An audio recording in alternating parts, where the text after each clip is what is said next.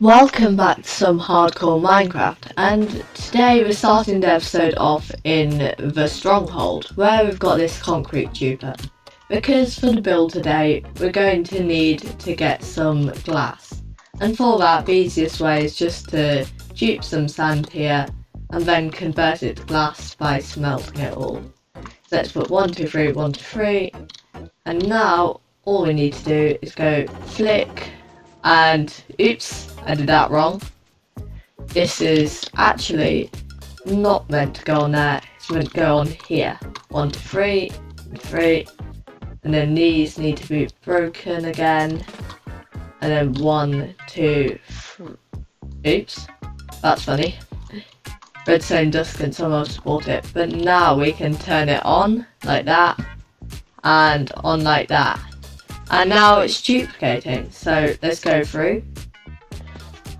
And oops, I've got to turn the chunk loader on, so it's not actually loading. Now we have to fly all the way back there and turn the chunk loader on. The chunk loader is now activated, and as you can see, the items are passing back and forth. Now we can truly hop through, and now the sand duper is working. So let's quickly turn off chunk, or not chunk borders, hitboxes, and you can see the sand all go through. And it's all ending up down here in these chests for us. I've still got some concrete powder left from the last duping session. Now it's just time to AFK here a bit. That should be enough sand for all the glass that we need. And now it's time to head back home and continue with all the other materials. And by the way, this farm that we're going to be building is a Guardian XP farm, as at the moment I don't really have a good source of XP other than gold farm, which is a bit annoying to use and isn't very fast XP, whereas this farm will be very fast. Let's gather a few more materials. All of the materials we need for this Guardian farm are in this chest here, so as you can see, not many. So let's gather all of them up and put them in this shulk box. Before we make the Guardian farm though, I made this simple mob switch by IanXO for another people in his Discord. So I'll leave a link to that down below, but this is all it is, very simple. Now I've got around 112 of them in there now. So if we quickly leave through this portal here, which is chunk loading it, meaning we don't have to be in the area for them to be loaded, then the mob switch is now active. So all those mobs are still being loaded while we go and do other things, so no more mobs can spawn, like guardians. Here we are at the ocean monument, and we'll first have to kill the elder guardians that are in here. Luckily though, if we swoop down a little bit, you'll see that there are no normal guardians. This means they'll be very easy to go and raid this thing and get rid of the big uns. Let's see if we can find them and get rid of them. Here is the first one, so let's get rid of this by doing a few swipes with our sword. Well, we're low on health, so let's do a bit of swimming around here. Eat some of our food, and then let's get rid of this one once and for all. There we go. First one down, 2 to go. Here is the second one, so let's get rid of this. A few swipes with our sword should do. There we go. It's not even tried to do that attack yet. And there, that was easy. Only a half a heart of damage that time. Time for the last one. I think the third one is around here somewhere. Yes, here it is. The third Elder Guardian. And this one shouldn't be too hard, just like all the others. And any second now, there we go. Beaten all of them. And once this mining fatigue has run out, then we can start on the build for this farm. These sponge rooms also generate in ocean monuments, so I might as well just take all this sponge for a later use, as it could come in useful at some point when doing a perimeter or something like that.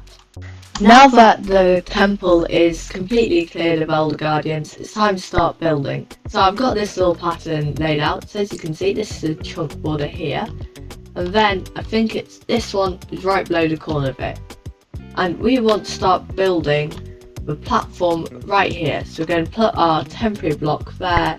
Then we'll need block underneath. and now we can break the temporary block. And the spawning platforms, well, not spawning platforms because they don't spawn on this, are going to be made of scaffolding. They spawn in the water below, and then they'll go up into the scaffolding, and it acts as a gate of sorts, so you can only come up through it and not back down. And now it's time to start building those platforms. Here is one platform now done, and now we just need to do another one in this direction. The entire spawning platform is now finished, and this is what it is. So what happens is the guardians will spawn down here, and then there'll be soul sand which will push them all up through the scaffolding. They'll bounce about until they jump through the portals. Now it's time to do the rest of the build. I have built up the killing chamber now. Well, almost done. This bit still needs a bit of work, but as you can see there's a bit of storage. This farm's mainly about XP, so not too much storage. And as you can see, it's quite a few chunks away from this. So if we did turn on the bit so it shows despawn sphere, then everything in this ocean monument would be despawned other than this little corner, where they could all float up into here. So you only get guardians spawning in there, and then a few drowns every now and then here. But that shouldn't affect rates too much. But now that we've done all this, we need to go through to the nether and do the nether side. Here we go, through to the nether. Now that we're through, we need to break this portal because we're going to be going up to the nether roof to build this thing. To get above the nether roof, I'm going to use a simple ladder trick to get up here. There we go, right above the nether roof. And as you can see, I can still get back as here is all the stuff from above the nether roof. Now we need to build up the platform up there. Here is the spot where we have to pillar up, so let's start pillaring up. 62 blocks we've got to go.